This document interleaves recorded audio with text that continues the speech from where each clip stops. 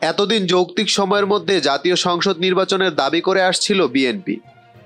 এখন সেই জায়গা থেকে সরে এসে দলটি আগামী জুলাই আগস্টের মধ্যে নির্বাচন অনুষ্ঠানের কথা বলল। রাজনৈতিক সংশ্লিষ্ট ব্যক্তিরা মনে করছেন, নির্বাচন অনুষ্ঠানের নতুন সময় উল্লেখ করার মধ্য দিয়ে কার্যত অন্তর্বর্তী সরকারের উপর নির্বাচনী চাপ তৈরির প্রক্রিয়া শুরু করল দেশের অন্যতম প্রধান রাজনৈতিক দল বিএনপি।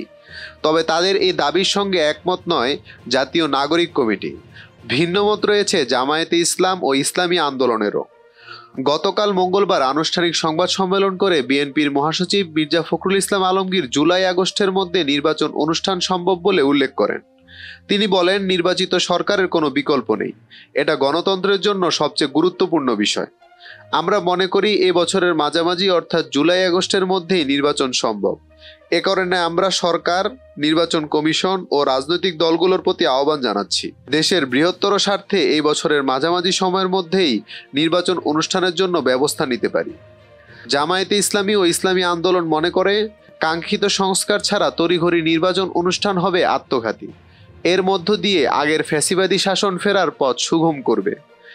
জাতীয় নাগরিক কমিটি বলেছে, তারাও দ্রুত সময়ের মধ্যে নির্বাচন চায়, কিন্তু সেটা হবে গণপরিষদ নির্বাচন।